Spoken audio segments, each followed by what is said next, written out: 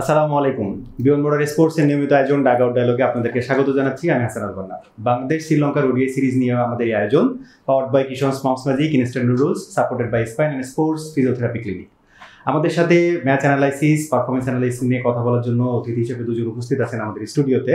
একজন অতিথি হচ্ছেন Hannan Sarkar, former cricketer, Bangladesh national cricket team, selector Bangladesh national cricket team, coach under. এছাড়া আমাদের সাথে আরও একজন উপস্থিত আছেন পারফরমেন্স অ্যানালিস্ট জনাব আহমেদ রেজাল প্রতীক ভাই।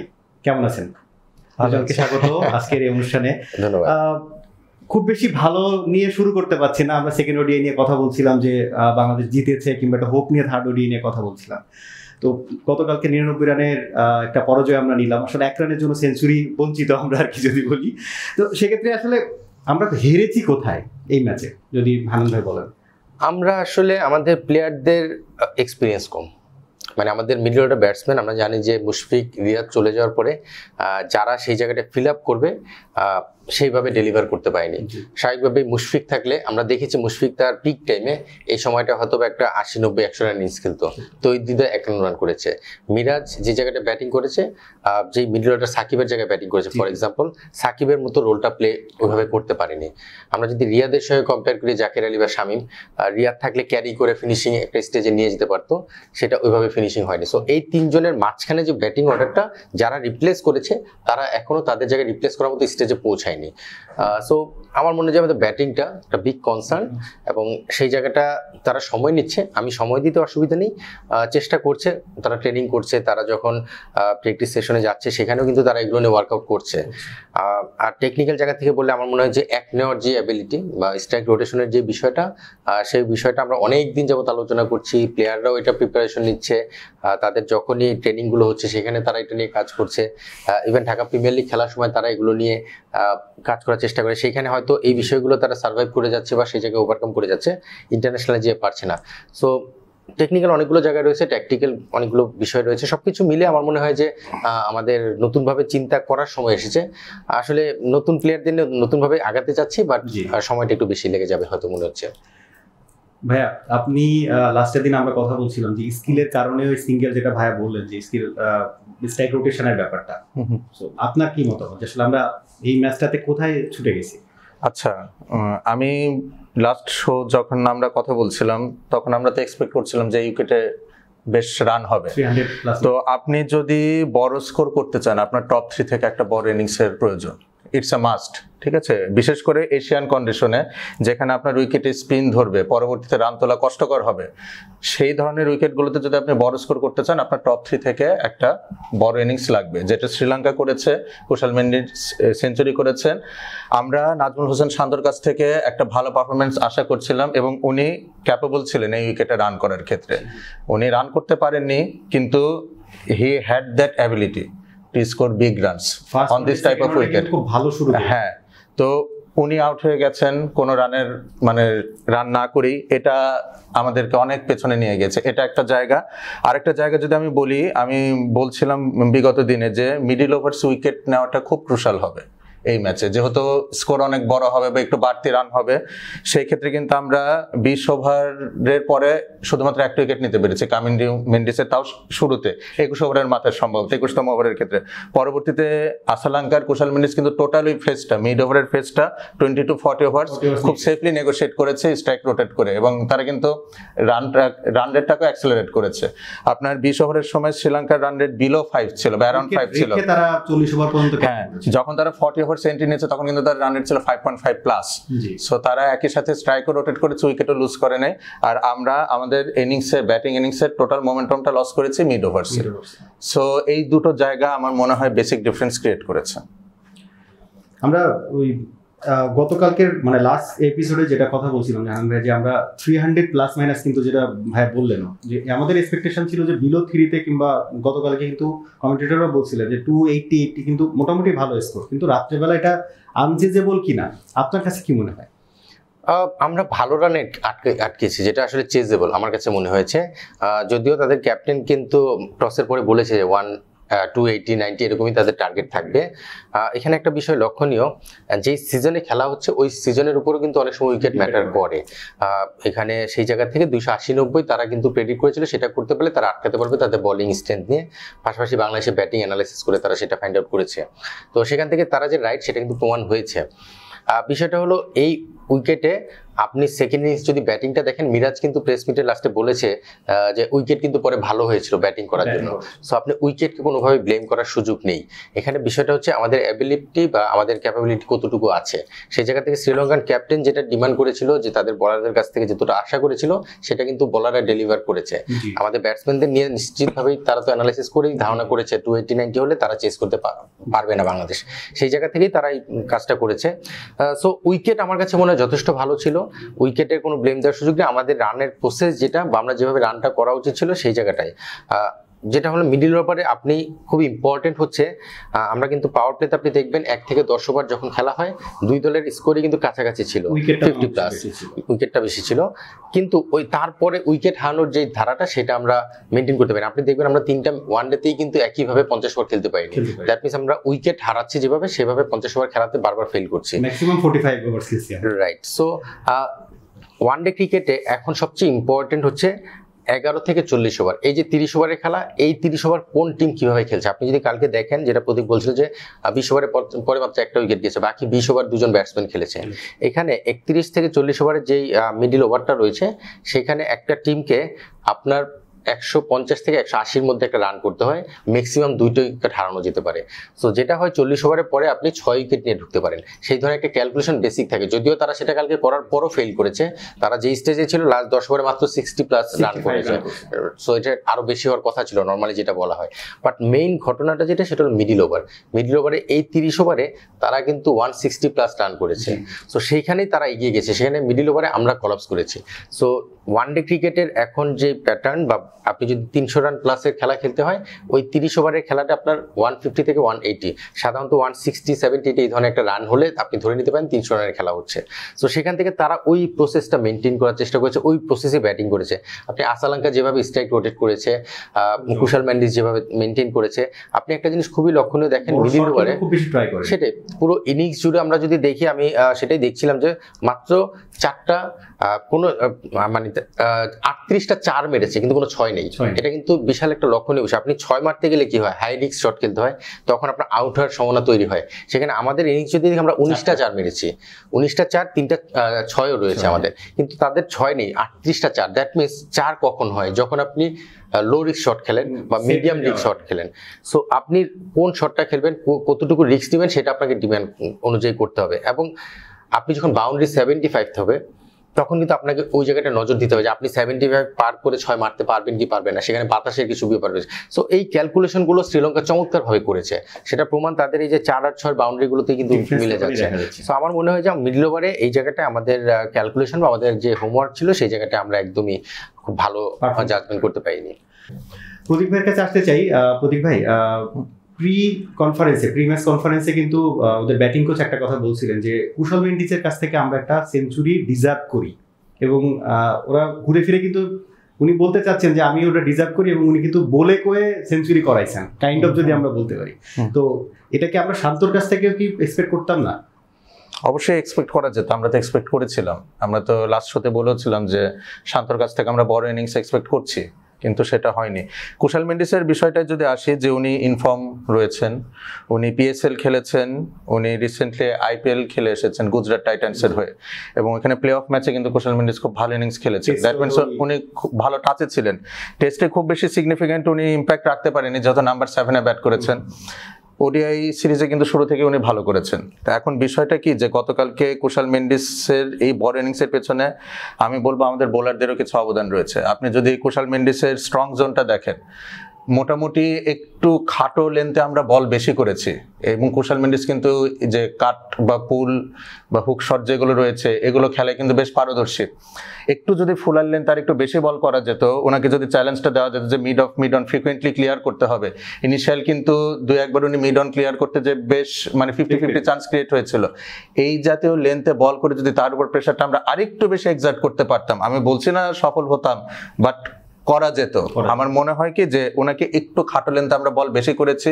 যখন তানভীর ইসলামও বোলিং করেছেন, বিগত 2 দিন উনি কুশাল মেন্ডিসকে যেভাবে ডিসমিস করেছেন, অবশ্যই হয়তো মেন্ডিস আজকে প্রিপেয়ার্ড হয়ে এসেছিলেন, আর্মারটাই তো উনি বিগত 2 দিন আউট হয়েছিলেন, ইয়েট ওই যে কন্টিনিউয়াস লাইন অ্যান্ড লেন্থ, এটা কিন্তু আমরা তানভীর ইসলামের ক্ষেত্রেও দেখিনি। উনি আউটসাইড অফ খাটো লেন্থে বেশ কয়টা ওনাকে অফার করেছেন এবং ওখান থেকে কিন্তু বাউন্ডারি কনসিড করেছেন। সিমিলারলি তানজিম সাকিবের ক্ষেত্রেও আমি বলতে পারি যে ওনাকে একটু খাটো লেন্থে বল করা হয়েছে। আরেকটু যদি ফুলিশ লেন্থে বল করা যেত, আমার মনে হয় ওনার রান বের করতে আরেকটু শ্রম দিতে হতো। ভাই, আমরা আমাদের কমেন্ট বক্সে অনেকেই লিখেছেন যে আমরা সেই এখান থেকে 10 বছর আগের বাংলাদেশ ক্রিকেট টিমের মতো দেখছি, যে 50 ওভার খেলতে না পারা, খেলা শুরুতেই হয়তো 30 ওভার্সের পরে দেখতাম যে পাইলট ভাই ব্যাটিং করতে নামছেন। তো ওই একটা ট্রেডিশন কি আমরা কি আসলে কি পিছিয়ে যাচ্ছি? নতুন একটা ক্রিকেট আমরা খেলার চেষ্টা করছি, সেটা আমি এই টিমের ব্যাটিং যদি দেখি, অ্যানালাইসিস করলে আপনি দেখবেন যে আমরা নতুনভাবে আবার আধুনিক ক্রিকেটের সঙ্গে মিলিয়ে খেলার চেষ্টা করছি। এখন ওই আধুনিক ক্রিকেটের সঙ্গে মিলিয়ে খেলার চালিয়ে আপনাকে ভালো কিছু করতে হবে, এটা অস্বীকার করার উপায় নেই। কিন্তু এই ক্রিকেটটা খেলার জন্য আমাদের প্লেয়ারদেরকে আমরা কতটুকু ক্যাপাবল করেছি, প্রশ্নটা হচ্ছে সেখানে। আপনাকে আধুনিক ক্রিকেট খেলতেই হবে, আপনি 280-300 রানের খেলা খেলতেই হবে যখন এই ধরনের ক্রিকেটে খেলা হবে, সেটার সঙ্গে আমরা কতটুকু পারছি। আপনি দেখেন, আপনি 280 করতে গেলে আমরা যে সময় ক্রিকেট খেলতাম, আপনি পাইলটের কথা বললেন, ওই সময়টা ক্রিকেটে আমরা কি হতো, 280 রান যখনই আমরা বোর্ডে দেখতাম আমরা চিন্তা করতাম আমরা 200 রান করতে পারলে হ্যাপি। তো এখন কিন্তু তারা সেই ধরনের ক্রিকেট খেলছে না, তারা কিন্তু চিন্তা করছে 280 রান চেস করবো। সেই জায়গায় খেলতে যে তারা তাদের ব্যাটিং প্রসেস বা তাদের যেভাবে খেলা উচিত সেটা চেষ্টা করছে, কিন্তু ফেল করছে। দ্যাট মিনস তারা চেষ্টাটা আছে, তারা কিন্তু চেস করার জন্য যাচ্ছে, এটা পজিটিভ। বিষয়টা হচ্ছে চেস করার জন্য যেই প্রসেসে যাওয়া উচিত সেটার জন্য আমরা কতটুকু প্রস্তুত হয়েছে, প্লেয়াররা কতটুকু প্রস্তুত হয়েছে। সো আমার মনে হয় যে আমাদের চিন্তা ভাবনায় চেঞ্জ এসেছে, কিন্তু আমাদের অ্যাবিলিটি বা আমাদের কোয়ালিটি আমরা যেভাবে করা উচিত সেই জায়গাটায় ওই চেঞ্জটা এখনো ম্যাসিভ আনতে পারিনি। সো আপনি তৈরিতে যেটা বলছিলাম 51 করেছে, সেটা কেন 80 হচ্ছে না, সেটা চিন্তার কম বিষয়। আমাদের কেন মিরাজ এক্সট্রা কিছু করতে যে আউট হয়ে যাচ্ছে, আমাদের পারভেজ ইমনকে আমরা ডিফারেন্ট রোলে আবার কালকে দেখলাম, সেটা কি টিম স্ট্র্যাটেজি ছিল কিনা আমরা জানি না।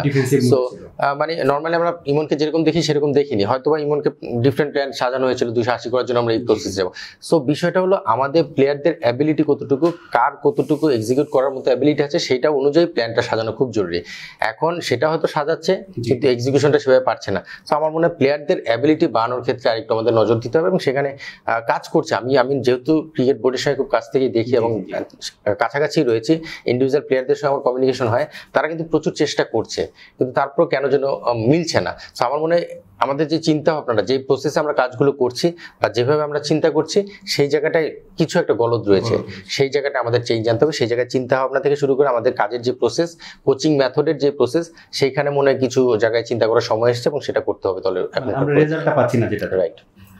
প্রতিভা অলরেডি কিন্তু শেয়ার করেছেন যে মিডল ওভারের প্রবলেমসগুলো, কিন্তু আমি যদি একটু ডিটেল জানতে চাই, যেমন স্ট্রাইক রোটেশনের ব্যাপারটা, মিডল ওভারে উইকেট পড়ে যাওয়া, কিংবা আমরা যদি বলি যে এই পারফরমেন্সের দিক থেকে বোলিং ব্যাটসম্যানের জায়গাগুলোতে আপনি কিভাবে দেখছেন? আমি যদি বোলিং এর ক্ষেত্রে শুরুতে আসি, আমি গতকালকে মানে লাস্ট শোতে যেটা বলছিলাম যে মিড ওভার্স আমি একটু র পেস এক্সপেক্ট করছিলাম। আপনি যদি শ্রীলঙ্কান বোলিং অ্যাটাকে দেখেন, তারা কিন্তু আমাদের মিডল ওভার্সে তাহিদ হৃদয়কে আউট করেছেন, তারপরে জাকের আলী অনেকেও ডিসমিসড হয়েছেন পেসারদের বলে, ঠিক আছে। তো কালকের উইকেটে কিন্তু বিগত 2 দিনের চেয়ে স্পিনের সহায়তা কিছুটা কম ছিল। তো যেহেতু স্পিনের সহায়তা কিছুটা কম আছে, তাহলে আপনাকে বাড়তি সুবিধা কিন্তু পেসারদের কাছ থেকে আদায় করতে হবে।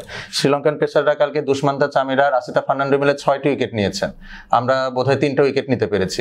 এখানে একটা ডিফারেন্স ক্রিয়েট হয়েছে, যেহেতু স্পিনাররা কালকে খুব একটা বেশি অ্যাসিস্ট্যান্স পাননি উইকেট থেকে মিড ওভার্সে, সেই অনুপাতে আমরা মিড ওভার্স উইকেটটা বের করতে পারিনি।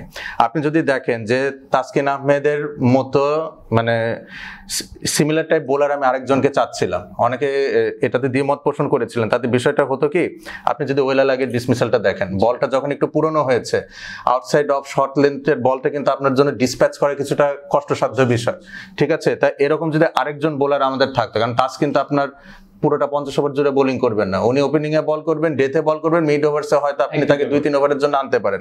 সেই ক্ষেত্রে লঙ্কান ব্যাটসম্যানরা কি করেছেন, তাকে সেফলি নেগোশিয়েট করে আবার স্পিনাররা যখন ব্যাক করেছে তাদের উপর ক্যাপিটালাইজ করেছে।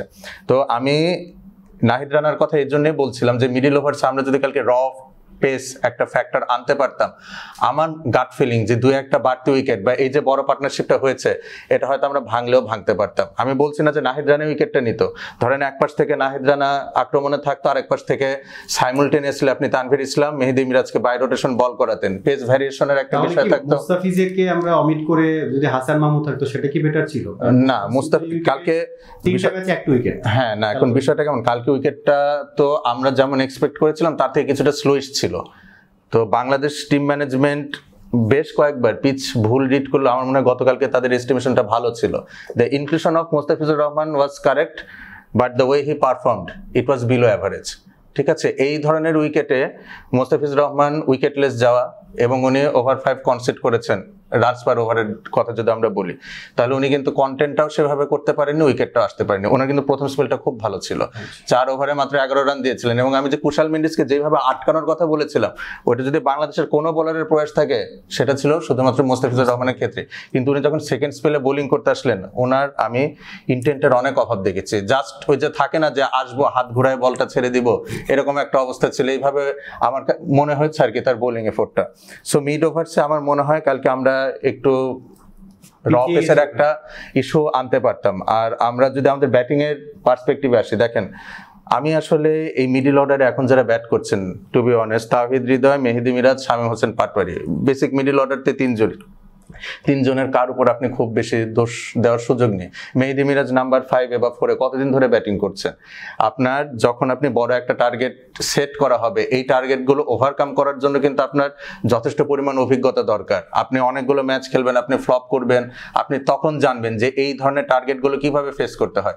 মেহেদী মিরাজ কালকে ক্রিজে আসার পর থেকেই আপনি যদি মিরাজের সাথে আসলাঙ্কার তুলনা করেন, নাম্বার 5-এ তো আসলাঙ্কা ব্যাট করেছে শ্রীলঙ্কার, আমাদের নাম্বার 5-এ মিরাজ ব্যাট করেছে। আসলাঙ্কার ব্যাটিংটা যদি আপনি দেখেন, মেহেদী মিরাজের প্রথম দিকের ভালো বলগুলো উনি খুব ভালো সম্মান প্রদর্শন করেছেন। আর উনার ব্যাটিং এর একটা খুব আদর্শ দিক কোনটা, যে ধরেন আপনি যদি আপনার ফিট ইউজ করেন তাহলে কিন্তু আপনি স্পিনারের লেন্থটা ম্যানিউভার করতে পারবেন। ধরেন একই লেন্থে 2টো বল পড়লো, আপনি যদি খালি একটু সামনে আগিয়ে বা একটু পেছনে যে যদি খেলেন, তাহলে কিন্তু একই লেন্থের বল কোনোটা আপনি একটু ফুলিশ লেন্থে কনভার্ট করতে পারছেন, কোনোটা আপনার জন্য একটু শর্টার লেন্থে কনভার্ট করে খেলতে পারেন। আসলাঙ্কা কালকে সুইপ শটগুলো যেগুলো করেছে খুব অসাধারণ ছিল। একটা বল আগে এসে খেলেছেন, ডাউন দ্য উইকেটে এসে খেলেছেন, পরের বলই বোলার একটু খাটো লেন্থে বল করার চেষ্টা করেছে বা ফুলিশ লেন্থে বল করার চেষ্টা করেছে, তখন উনি কাট বা সুইপ করেছেন। এটা হচ্ছে বোলারের লেন্থ নিয়ে খেলা, আমরা যেই কথাটা বলি। মেহেদী মিরাজ কি করার চেষ্টা করেছেন, উনি প্রেসার থেকে নিজেকে রিলিজ করার জন্য মানে হাওয়ায় ভাসিয়ে শট কিন্তু উনি শুরু থেকেই খেলেছেন। ওয়েলা লাগে কি উনি স্লক সুইপ করেছেন। আসলাঙ্কা যেখানে কনভেনশনাল সুইপ করছিলেন, উনি স্লক সুইপ করেছেন। দুষ্মন্ত চামিরার বলে উনি একটা 6 মেরেছিলেন, সেটাও কিন্তু হাওয়ায় ভাসিয়ে। একইভাবে ওয়েলা লাগেকে উনি পরবর্তীতে আবার চার্জ করতে গিয়ে কিন্তু লং অফে ধরা দিলেন। সো এই যে বিষয়, উপরন্তু কি বিষয়টা যে আপনার এই মাঠে বাউন্ডারিটা অনেক বড় ছিল। এমন যদি হতো যে শর্টার বাউন্ডারি, আপনি নিউজিল্যান্ডে খেলছেন, ঠিক আছে, বা আমাদের এই যে সিলেটের এটাও বাউন্ডারিটা মাঝে মাঝে একটু ছোট থাকে। অনেক স্টেডিয়ামে, জোহানেসবার্গে যদি খেলি আমি, তারপর আপনি যদি ব্যাঙ্গালোরে খেলেন, চিন্নাস্বামীতে, এই ধরনের উইকেটগুলোতে কিন্তু আবার আপনি বাউন্ডারি টার্গেট করতে পারেন। কিন্তু যেখানে আপনার বাউন্ডারিটা অনেক বড়, শ্রীলঙ্কা স্বাগতিক দেশ হয়ে সেইভাবে 6 মারার চেষ্টা করেনি। তো আমার মনে হয় এই জায়গায় ওনার ইনস্টিংক্টটা একটু কার্ভ করলে বেটার হতো। কিন্তু এগুলো আমাদের এই জায়গা থেকে বলা সহজ, ওনারা মাঠে খেলেন, ওনারা জানেন ও বিষয়টা কি করতে হবে। বাংলাদেশের মিডল অর্ডার যদি আপনি পার্সিও করতে চান, তাওহিদ হৃদয়, মেহেদী মিরাজ এবং শামীম হোসেন পাটোয়ারিকে নিয়ে আপনাকে 2 থেকে 3টা ওডিআই সিরিজ সময় দিতে হবে। এর আগে আসলে খুব বেশি আউটপুট আশা করাটাও আমার কাছে বোকামি মনে হবে। প্রতীক ভাইয়ের কাছে আমরা শুনছিলাম যে বোলারদের একটা অ্যাপ্রোচের ব্যাপার, তো ভাইয়ের কাছে যারা জানতে চাও সেটা হচ্ছে যে আমরা ফার্স্ট স্পেলের পরে প্রত্যেকটা বোলারকে, পেস বোলারদেরকে আমরা কিন্তু একটু উইক দেখেছি কিংবা টায়ার্ড দেখেছি। এটা রিজনটা কি ছিল ভাইয়ের কাছে যদি জানতে চাও আর কি? আমি জানি না, কারণ ওয়ানডে খেলতে গেলে তো 50 ওভার খেলা, এটা তো নতুন কিছু না। টেস্টে খেলতে গেলে অনেক সময় আমরা জানি যে অনেকদিন কখন বোলিং করতে হয়, 90 ওভারে খেলা, লম্বা স্পেলের ব্যাপার থাকে, গ্যাপে গ্যাপে আসতে হয়। ওয়ানডেতে তো একটা বেসিক প্ল্যান থাকে। এখন আমি জানি না, কারণ 2 দিন তো সময় পেয়েছে সেখানে, যে এমন না যে হুট করে আমরা ট্রাভেল করে গেলাম পরের দিন ম্যাচ খেলাম, ব্যাপারটা তা ছিল না। এটা ফিজিও ট্রেনাররাই ভালো বলতে পারবে। বাট প্লেয়ারদের কোনো ইনজুরি কনসার্ন নেই, সেটা আমরা জানি, সবাই অ্যাভেলেবেল খেলার জন্য, সেভাবেই তো টিম সাজানো হয়েছে। সো আমি জানি না এটা কেন হয়েছে, যদি সেটা হয়ে থাকে কোনো ইনার নিউজ থাকে, সেটা আসলে টিম ম্যানেজমেন্টের সঙ্গে কথা বলে জানা যাবে। বাট এখান থেকে আমার বলা খুব কঠিন। আরেকটা জিনিস হচ্ছে ভাইয়ের কাছে জানতে চাওয়া, সেটা হচ্ছে যে ব্যাটসম্যানদের অ্যাপ্রোচের ব্যাপারটা নিয়ে কিন্তু আমরা, আপনিও কথা বলছিলেন, প্রতীক ভাই কথা বলছেন, যে ইনিশিয়ালি আসলে কি ছিল, যে আসলে আমরা 385 রানকে আসলে চেস করতেই পারবো না, যেটা আপনি বলছিলেন। কিন্তু এটা তো খুব বেশি আনসিজেবল ছিল বলে মনে হয় না। না না না, এই চিন্তা এখনকার ক্রিকেটাররা করে না। এখন আপনি 350 রান টার্গেট দিবেন, সেটা চেস করার জন্যই তারা খেলে। আমি যেটা বলছিলাম যে যেটাই টার্গেট আসুক সামনে সেটা চেস করার উদ্দেশ্যেই তারা খেলে। সেই খেলার ক্ষেত্রে প্রসেসটা কিভাবে সাজাবে, ফর এক্সাম্পল 10 ওভারে একটা প্রসেস হয়, তারপরে 21 থেকে 30 ওভার 40 ওভার, যে 30 ওভারের কথা আমি বলেছি সেটাকে আবার ভেঙে হয়তো 11 থেকে 25, 26 থেকে 40 এভাবে করে মানে প্ল্যান নিশ্চয়ই করেছে। এটা খুব বেসিক জিনিস, এটা করাটাই স্বাভাবিক। এখন এক্সিকিউট করতে গেলে ওই যে যেটা মাঠের খেলতে গেলে আসলে অনেক কিছু চলে আসে, যেটা ওই মুহূর্তে আসলে সে ভালো জাজ করতে পারে, অনেক সময় মাথায় কাজ করে না। এটা কিন্তু আমি যেহেতু ওই জায়গাটা খেলে এসেছি, আমি জানি যে আমি একটা প্ল্যান করে এসেছি, আমি প্রথম 10 ওভার এভাবে খেলবো, তারপরে 10 ওভার এভাবে খেলবো, কিন্তু আমি যেভাবে খেলতে যাচ্ছি প্ল্যান 1 হচ্ছে না, আচ্ছা প্ল্যান 2-তে গেলাম, 2-তে কোনো কারণে মিলছে না, তখন কিন্তু মাথা ব্রেন কাজ করে না। এটা হয় অনেক সময়। আপনি দেখবেন ফর এক্সাম্পল একটা ব্যাটসম্যান স্লিপসে ক্যাচ আউট হয়, আপনি দেখবেন এইভাবে করে স্লিপসে ক্যাচ দিয়ে চলে এসেছে, আমরা বলি যে ক্যাচিং করালো কিনা, আসলে ব্যাপারটা হলো কিছু সময় যেন ব্ল্যাঙ্ক হয়ে যায় ব্যাটসম্যানরা, তখন ওইটা আর কাজ করে না, তখন নিজের অজান্তেই জানে স্লিপস আছে, আমি এই বলটা ছেড়ে দিলে ভালো বা আমি এইভাবে খেললে ভালো, সেটাকে নিজের অজান্তে স্লিপসের মতো খেলে ফেলে, তো মানে ক্যাচিং প্র্যাকটিসের মতো। সো এটা হয় কি ওই মুহূর্তে কিছু সময় যেন অনেক ব্যাটসম্যান ব্ল্যাঙ্ক হয়ে যায়, ইনডিসিশনে ভুগে। তো আমার জিনিসটা হলো যে আমি আসলে ইনডিসিশনে বলবো না, একদম ব্ল্যাঙ্ক হয়ে যায়, ব্ল্যাক আউট হয়ে যায়। এটা কিন্তু হয়, এটা ব্যাটসম্যানদের ক্ষেত্রে হয়, আমার ক্ষেত্রে হয়েছে আমি জানি। সো এই জন্য আমি জিনিসটা বুঝি কিছুটা। তবে আমি যেটা বলছিলাম যে আমাদের প্লেয়াররা খেলা জেতার উদ্দেশ্যেই খেলেছে, ব্যাটিং প্ল্যানটা সাজিয়েছে যেটা যে ওইখানে যেভাবে এক্সিকিউট করার কথা, 1-2 খেলার কথা, এটা খুব বেসিক জিনিস। আমি নিশ্চিতভাবেই ওইখানে হেড কোচ সালাউদ্দিন ভাই যারাই ছিলেন তারা বলেছে তোরা 1-2 খেলবি, এভাবে রোটেট করবি, এভাবে রোটেট করবি।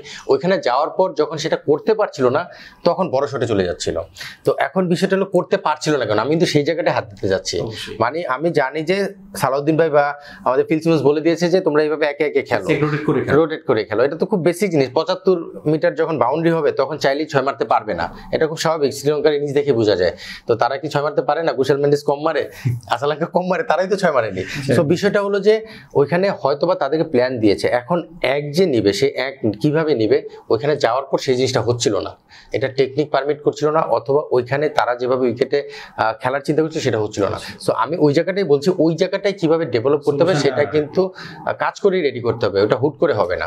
সো বিষয়টা হলো আমরা যখন ডোমেস্টিক ক্রিকেট খেলি, ঢাকা লিগ খেলি, বা আমরা যখন গেম সেন্স অ্যাক্টিভিটিস করি আমাদের প্রিপারেশন নিজেদের মধ্যে, তখন হয়তো তাইজুল বোলিং করছে, আমি সেখানে 1 নিয়ে নিচ্ছি, এখানে ওয়ালেলকে যখন বোলিং করছে আমি তো সেটা পারছি না। সো বিষয়টা হলো এটা পারার জন্য আমাদেরকে ডিফারেন্টভাবে চিন্তা করতে হবে। আমি সেই জায়গাটাই বলতে যাচ্ছি যে আমরা যেভাবে চিন্তা করে আগাচ্ছিলাম সেই জায়গাটা আমাদের ক্লিক করছে না। সো বিষয়টা হলো যে আমার মনে হয় এদের মানসিকতা যেটা আছে, আমি ইন্ডিভিজুয়াল প্রতিটা প্লেয়ারকে খুব ভালো মতো চিনি এবং জানি, এবং যাদের সঙ্গে হয়তো 1-to-1 কাজ করিনি, কিন্তু তাদের সঙ্গে আমি যেহেতু ন্যাশনাল সিলেক্টর ছিলাম তাদের সঙ্গে আমার বেশ ভালো কনভারসেশন হয় বা হয়েছে প্রিভিয়াসলি। সো আমি খুব ভালো করেই জানি তাদের চেষ্টায় কোনো ঘাটতি নেই, তারা আপনি 350 দিলে সেটাই চেস করতে চায়, কিন্তু ওই যে প্ল্যানটা করা হয় সেটা এক্সিকিউশনের ক্ষেত্রে তারা সেটাকে ডেভেলপ করতে পারেনি, যার কারণে যে স্ট্রাগল করে এবং আমরা ফেল করছি। আচ্ছা, হান্নান ভাইয়ের কাছে আমার একটা প্রশ্ন রয়েছে যে ধরেন গতকালকে তো আমরা 50 ওভার ব্যাটিং মানে ফিল্ডিং করেছি, কালকে তো অনেক হিউমিড কন্ডিশন ছিল, ইভেন শ্রীলঙ্কান ব্যাটাররাই স্ট্রাগল করছিলেন, আসলাঙ্কাকে আমরা বারবার ফ্লুইড নিতে দেখছিলাম।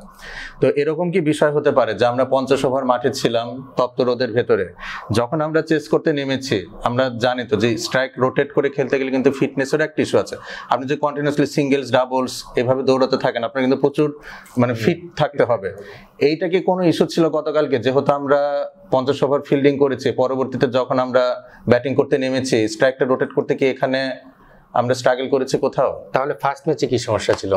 আমরা তো এই সমস্যাটা শুধু কালকের ম্যাচে না, আমরা ওভারঅল বাংলাদেশের ওয়ানডে, শুধু এই সিরিজ না, আমরা ওয়ানডে খেলার সময় পুরো বিষয়টা আমরা যেখানে এই ধরনের হিউমিডিটি নাই, নর্মাল ওয়েদার, সেখানেও তো আমরা স্ট্রাগল করি সিঙ্গেল নিতে। সো বেসিক্যালি ওয়েদারকে আমি এখানে কোনো দায়ী করবো না, বিকজ আমাদের প্লেয়াররা কিন্তু ফিটনেসের জায়গা থেকে খুব বেশি পিছিয়ে আছে সেটা আমি বলবো না। আমাদের মেইন কনসার্ন হলো টেকনিক্যাল জায়গায় ব্যাটিং টেকনিক, যেটা ওই যে এক নেওয়ার যে অ্যাবিলিটিটা অ্যাকর্ডিং টু সিচুয়েশন আমরা সেটা নিতে পারছি না। সো অবশ্যই এটা একটা কনসার্ন, কারণ এরকম দৌড়াদৌড়ি করলে সেটা টায়ার্ড হতে পারে, তাকে বারবার ওইটা ফিটনেসের কনসার্ন চলে আসতে পারে, বাট আমি ওইটা আমার মনে হয় না বিগ কনসার্ন, বিকজ আমরা এমন কাউকে দেখিনি যে ওই ওয়েদারের জন্য বা 1-2 বা ওই ভয়ে 12 শটে খেলতে গেছে, ব্যাপারটা তা না, এক ম্যাচ চেষ্টা করেছে হয়তো পারছিল না। সো এটা স্পেসিফিক কালকের ম্যাচের যদি একটা ম্যাচ হতো তাহলে হয়তো এই বিষয়টা আলোচনায় আসতো, কিন্তু আমরা এটা কিন্তু আমাদের রেগুলার একটা মানে অভ্যাস যে আমরা এক নিতে ফেল করছি, স্ট্রাইক রোটেশনে ফেল করছি। সো এটা আসলে ওয়েদার বা কন্ডিশনকে খুব বেশি আলোচনায় আনার জায়গা নেই আমার কাছে মনে হয়। প্রতীক ভাই, আমরা এই সিরিজের প্রাপ্তি অপ্রাপ্তি নিয়ে যদি কথা বলি, সেক্ষেত্রে আপনার কাছে যদি জানতে চাও যে বাংলাদেশ টিমের প্রাপ্তি। দুটো প্রাপ্তির কথা আমি বলবো। তানভীর ইসলামের ইনক্লুশন, নতুন একজন লেফট আর্ম অর্থোডক্স বোলার আমরা পেলাম, এটা অবশ্যই একটা বড় প্রাপ্তি। আরেকটা কথা যদি আমরা বলতে পারি তাহলে হচ্ছে পারভেজ হোসেন ইমনের মানে ইনক্লুশনটা। তো ওনার ব্যাটিং কিন্তু আমার কাছে ইমপ্রেসিভ মনে হয়েছে। Apart from first ODI, second ওডিআইতে উনি দারুণ ব্যাটিং করেছেন। এবং বর্তমান ক্রিকেটে আমরা যেটা চাই যে ওপেনারদের কাছ থেকে একটা ব্রিস্ক স্টার্ট, বাইরের দেশগুলো কিন্তু এভাবেই খেলে, একটু শুরুতে দ্রুত রান তুলে নেয়, যদি একটা দুটো উইকেট পড়েও যায় তাদের সেই ব্যাটিং স্ট্রেংথটা থাকে যে কনসলিডেট করে পরবর্তীতে একটা বড় স্কোরের দিকে যাওয়ার। আমাদের দুর্ভাগ্য, আমাদের মিডল অর্ডারটা পুরো পৃথিবীর মধ্যে আমি বলবো যে এখন one of the weakest middle orders. আপনি যদি নেদারল্যান্ডসের দিকেও তাকান, Scott Edwards and তেজানিদা মানুরু will do better then Towhid then Shamim Hossain right now.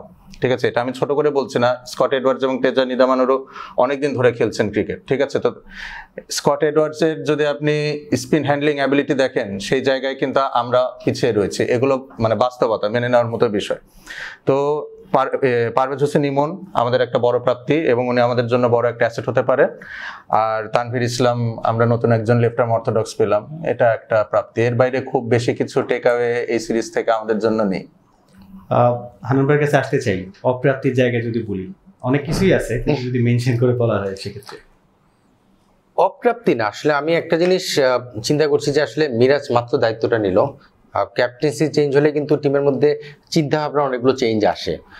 So নতুনভাবে মিরাজ দায়িত্ব নেওয়ার পরে মিরাজ কিভাবে প্লেয়ারদের কমিউনিকেট করবে, তার ডিমান্ডটা কি। এখনকার ক্রিকেটে কিন্তু ক্যাপ্টেন অনেক বড় ভূমিকা থাকে। তো স্বাভাবিকভাবে শান্ত যেভাবে চিন্তা করছিল, মিরাজ তো সেইভাবে চিন্তা করবে না, তার মতো করে আবার চিন্তা করবে। সো সেই চিন্তাটার সঙ্গে প্লেয়ারদের ম্যাচ আপ করাটা খুব জরুরি।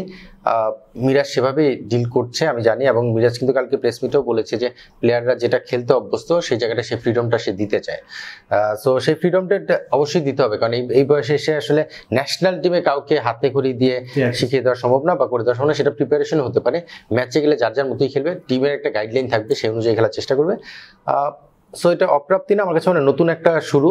যে শুরুটার জন্য মিরাজ 1 বছর সময় পাচ্ছে, তাকে 1 বছরের জন্য দায়িত্ব দেওয়া হয়েছে, সেটাই। আর আমার মনে হয় যে আমি প্রাপ্তির জায়গাটাই সবসময় খুঁজি। প্রাপ্তি বলতে এখানে পজিটিভ ওয়েতে প্রাপ্তি, যেটা বললো দুজন প্লেয়ারের কথা মেনশন করলো। এখানে আরেকটা বড় প্রাপ্তি, আমাদের এই টিমটা যেহেতু মিডল অর্ডার নতুন একটা সেট আপ, এখান থেকে প্রাপ্তি যেটা নতুনভাবে চিন্তা করতে হবে যে এই মিডল অর্ডার ব্যাটসম্যানরা আসলে কিভাবে নিজেদেরকে রেডি করবে। এটা একটা প্রাপ্তি, একটা শিক্ষা নেয়া, মানে ভুল থেকে শিক্ষা নেওয়ার যে বিষয়টা আমরা বলি। তো এটাও একটা প্রাপ্তির পার্ট হিসেবে দেখা যেতে পারে যে আমরা যে ভুলগুলো করেছি, আমরা যেভাবে ইন্টারন্যাশনাল, যেমন শামীম অনেকদিন পরে ব্যাক করেছে, আজকে মিরাজ একটা পজিশনে এখন নিজেকে সেটেল ডাউন করছে। সো এই জায়গাগুলোতে কিভাবে খেলতে হবে সেই জায়গাটা মনে হয় একটা ভালো শিক্ষা হয়েছে। সেই শিক্ষাটা থেকে আমার মনে হয় যে নিজেদেরকে ওভার করার চেষ্টা করবে। সো এইভাবেও চিন্তা করা যেতে পারে। আমি পার্সোনালি শামীমের ব্যাটিং বোলিং দুইটা মিলে আমি কিন্তু বেশ হ্যাপি, কারণ সে বোলিংয়ে ভালো একটা ব্যাকআপ কিন্তু পুরো সিরিজে দিয়ে গেছে। আমরা স্ট্যাটিস্টিক দেখছিলাম প্রদীপ ভাই, সেটা হচ্ছে যে টপ 5 বোলারের মধ্যে বাংলাদেশে 3 জন, এবং তাদের পারফরমেন্সও আমরা দেখছিলাম ভালো। তাসকিন 2টা ম্যাচ খেলেও কিন্তু টপ 5 এর মধ্যে ইকোনমি বলেন, উইকেটের সংখ্যায় বলেন ভালো আছে। ব্যাটিং এর জায়গাতে যদি টপ 5 এর কথা বলি, ওই জায়গায় আমাদের দুর্দশাটা, যেটা আসলে পুরো সিরিজে আমাদেরকে ভুগিয়েছে। এটাকে কিভাবে দেখছেন? যদিও একটু কন্ট্রোভার্সিয়াল হতে পারে কথাটা, তবে আমি মানে আমার মন খুলে কথাটা বলছি। বাংলাদেশ ক্রিকেট তার মানে একদম ইনিশিয়াল কন্ডিশন থেকে বর্তমানে যে অবস্থা পর্যন্ত এসেছে, তাতে কিন্তু বোলারদের অবদানটা সিংহভাগ। আপনি যদি আমাদের খুব বড় জয়গুলোর কথা দেখেন, আমি যদি এক এক করে আসি, 2007 সালে ইন্ডিয়ার বিরুদ্ধে আমরা জয়লাভ করেছিলাম বোলারদের পারফরমেন্সে, মানে তারা তো ইনিশিয়েট করেছেন। আপনি 2015 সালে ইংল্যান্ডকে আমরা বিট করেছিলাম, ওরকম প্ল্যাসিড ব্যাটিং উইকেটে যে স্কোরটা করেছিলাম ওটা কিন্তু ডিফেন্ডেবল ছিল না, ওটা পেসারদের নৈপুণ্যে আমরা ম্যাচ বের করেছি। 2015 এর কথা গেল, 2015 ঘরের মাঠে আমরা ইন্ডিয়াকে সিরিজ হারিয়েছি, মোস্তাফিজ এক্স ফ্যাক্টর ছিল, ম্যাচ বের করে এনেছি। পাকিস্তানের সাথে সিরিজ জিতেছি, ওইখানে হয়তো ব্যাটারদের কিছু দাপট ছিল, তামিম ইকবাল, সৌম্য সরকার তারা সেঞ্চুরি করেছিলেন প্রতি ম্যাচে, ওটা বাদ দিলাম। সাউথ আফ্রিকার সাথে আমরা বাংলাদেশের মাঠের যে সিরিজটা জিতেছিলাম সেখানেও বোলারদের ডমিনেশন ছিল। সো আমরা যদি বাংলাদেশের বড় বড় জয়গুলো দেখি, এমন ম্যাচ খুব কম দেখা যায়, আপনি 10টার মধ্যে একটা হয়তো পাবেন যেখানে ব্যাটাররা ম্যাচ জিতিয়েছেন। সো বোলাররা ধরেন ভালো করছে বলেই কিন্তু আমরা ক্রিকেট দুনিয়ায় এখনো সত্যি কথা বলতে গেলে যে কম্পিট করার সাহসটা করছি। এই যে 3টা ম্যাচ যতটুকু আমরা ফাইট করেছি, বা সত্যি কথা বলতে গেলে ফার্স্ট আর সেকেন্ড ওডিআইতে কিন্তু আমরা কিছু সিনারিওতে মোস্ট অফ দ্য কেসেস আমরা এগিয়েই ছিলাম। ফার্স্ট ওডিআইতে তো আমরা সেকেন্ড ইনিংসের শুরু থেকেই ম্যাচে এগিয়েছিলাম, হঠাৎ করে একটা কলাপসে আমরা মানে ম্যাচটা হেরে বসি। সো বোলারদের পারফরমেন্স, বিশেষ করে যেখানে আপনার বোলারদের সহায়তা থাকবে সেখানে বাংলাদেশের বোলিং অ্যাটাক এখনো খুবই ফর্মিডেবল আমি মনে করি। কনসার্নের জায়গাটা আসলে ব্যাটিংয়ে। সো বোলাররা পূর্বেও মোটামুটি সফল ছিলেন, এই সিরিজেও তারা খুব বেশি খারাপ করেননি এবং এটা অনেকটা অনুমেয় ছিল আমার কাছে। আমরা বাংলাদেশ এবং শ্রীলঙ্কার ওডিআই সিরিজ নিয়ে আমাদের আলোচনা শেষ করছি, কিন্তু তার আগে আগামীকাল থেকে শুরু হতে যাচ্ছে বাংলাদেশ এবং শ্রীলঙ্কার ফার্স্ট ওডিআই, ফার্স্ট টি20। তো সেক্ষেত্রে হান্নান ভাইয়ের কাছে যদি জানতে চাওয়া যে আমরা টেস্ট সিরিজ হেরেছি, ওয়ানডে সিরিজও খুব ভালো পারফর্ম করিনি, টি20 সিরিজ নিয়ে আপনার এক্সপেকটেশন কেমন? টি20টা ডিফারেন্ট বল গেম আসলে। টি20টা যেটা ওয়েস্ট ইন্ডিজের সঙ্গে আমরা জিতেছি, যেটা কিন্তু চিন্তাও করিনি যে ওয়েস্ট ইন্ডিজের টি20 সিরিজ জিতে যাবো। সো এই ফরম্যাটটা আসলে আপনি ওইভাবে প্রেডিক্ট করা খুব কঠিন। অবশ্যই শ্রীলঙ্কা খুবই স্ট্রং দল, এটা আপনাকে স্বীকার করতেই হবে। তবে টি20 খেলাটা ওই যে আপনার হয় কি, টেস্ট এবং টি20 আমি একদিন আলোচনায় বলেছিলাম যে এই দুইটা ফরম্যাট এমন একটা ফরম্যাট, এটা হলো আপনি জানেন যে কি করতে হবে। টেস্টে আপনি ছাড়বেন থাকবেন, টি20তে আপনি মারবেন খেলবেন। তো ওয়ানডেটা ডিফারেন্ট, ওয়ানডেটা জিনিসটা মিক্সিং রয়েছে, সেই কারণে হয়তো ওয়ানডেটা একটু ডিফারেন্ট ভাবে চিন্তা করতে। টি20 মানে আপনি যাবেন খেলবেন, এদিক হবে ওদিক হবে কিছু একটা হবে। সো সেই জায়গা থেকে এই ফরম্যাটটাকে কখনো ওইভাবে জাজ করাটা খুব ডিফিকাল্ট। সো সেখান থেকে দেখা গেল কালকে টি20 ফরম্যাটে তানজিদ তামিম উপর থেকে একটা 80 মেরে দিল, অথবা ইমন একটা 100 মেরে দিল, যেটা ইমন করেছে। সো এরকম কিছু একটা হলে কিন্তু ম্যাচের ডিফারেন্স হয়ে যায়।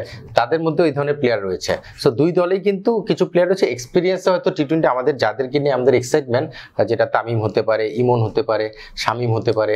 সো যারাই আছে আমার কাছে মনে হয় যে যেটা বারবার প্রতীক বলছে যে ব্যাটিংটা, ওই ব্যাটিং এর আলোচনা এই জন্য করছি যে ব্যাটিং এর উপরই ডিপেন্ড করে আমাদের জয় পরাজয়টা। সো ব্যাটিং এ যাদের উপর আমরা নির্ভর করছি তাদের এরকম এক্সাইটমেন্ট কিন্তু তারা প্রিভিয়াসলি দেখিয়েছে আমাদেরকে। ওরকম একটা এক্সাইটেড ইনিংস যদি খেলে ফেলে টি20 একটা ম্যাচ জিতেও যেতে পারে, দুইটা ম্যাচ জিতেও যেতে পারে। সো এই জন্য টি20 আমি খুব প্রেডিকশনে যেতে যাচ্ছি না, তবে টি20 লেটস সি কি হয় আসলে।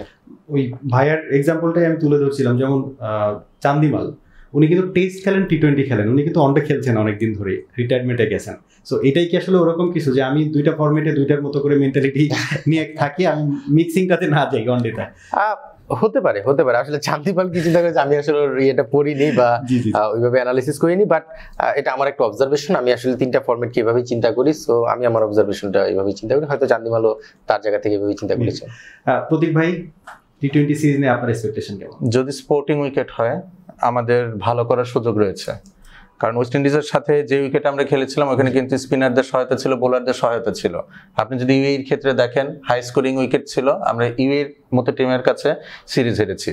আর আপনি যদি বাংলাদেশের পেস বোলিং অ্যাটাকটা দেখেন টি20 স্কোয়াড থেকে, এই উইকেটে যদি কোনো রকম সহায়তা না থাকে পেসারদের জন্য খুব দুঃসময় রয়েছে বলে আমার মনে হচ্ছে। শরীফুল ইসলাম অনেকদিন পর ফিরেছেন, মোস্তাফিজুর রহমানের মানে ট্রু উইকেটে বোলিং নিয়ে আমার সবসময় একটা প্রশ্ন রয়েছে। থাকতে পারে সাইফুদ্দিন থাকলেও কতটা ইফেক্টিভ হবে, সেটা যদি উইকেট খুব ভালো হয় সেই ক্ষেত্রে একটা বিষয় রয়েছে। আর শুনেন, মানে বিষয়টা কেমন যে একটা প্লেয়ার অনেকদিন পর ইনজুরি থেকে ব্যাক করলে এটা আমাদের উচিত না যে প্রথম ম্যাচে এসেই উনি অসাধারণ কিছু করবে, তাকে তো আমাদেরকে একটু সময় দিতে হবে। সময় তো দিচ্ছি সব ক্ষেত্রে আর কি, সময় কিন্তু ফ্যাক্ট এটা, যেহেতু উনি ইনজুরি থেকে এসেছেন আমরা তো এক্সপেক্ট করতে পারি না হয়তো উনি 4 ওভারও বোলিং না করতে পারেন, 2 বা 3 ওভার বোলিং করলেন। আস্তে আস্তে ইন্টারন্যাশনাল ম্যাচের সিনারিওর সাথে বা এনভায়রনমেন্টের সাথে উনি ইউজড হবেন। বাট আদার যে পেসার্সরা রয়েছেন মোস্তাফিজুর রহমান, হাসান মাহমুদ, শরীফুল ইসলাম, তো উইকেটে যদি সহায়তা না থাকে তারা কতটুকু কি করতে পারবেন এটা একটা সন্দেহের বিষয়। কারণ শ্রীলঙ্কাতে আপনার দাসুন সানাকা ব্যাক করছেন, কুশাল পেরেরা ব্যাক করছেন। আপনি যদি পিএসএল এর ফাইনালটা দেখেন, কুশাল পেরেরা অসাধারণ ইনিংস খেলেছিলেন এবং আমি কিন্তু এক্সপেক্ট করবো উনি শ্রীলঙ্কান এই সেট আপে মিডিল অর্ডারে হয়তো ব্যাট করবেন। তো উনি যদি 16 ওভার পর্যন্ত টিকেন, উইকেটে যদি সহায়তা না থাকে, আমাদের পেসারদেরকেই তো আলটিমেটলি ডেথ ওভারে বলটা করতে হবে। তো উইকেট ভালো হলে ডেথ ওভারের বোলিংটা আমার জন্য সবচেয়ে বড় কনসার্ন রাদার দ্যান ব্যাটিং এর চেয়েও আমার বাংলাদেশের পেসারের ডেথ ওভারে কেমন বোলিং করবে এটা আমার খুব শঙ্কার জায়গা। ধন্যবাদ হান্নান ভাই এবং প্রতীক ভাইকে। আজকের এই অনুষ্ঠান আমরা এখানেই শেষ করছি। বিয়ন্ড বর্ডার স্পোর্টসের নিয়মিত আয়োজন ডাগ আউট ডায়লগ থেকে।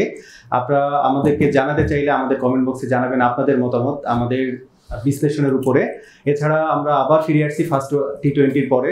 ততক্ষণ পর্যন্ত ভালো থাকবেন, সুস্থ থাকবেন। আসসালামু আলাইকুম।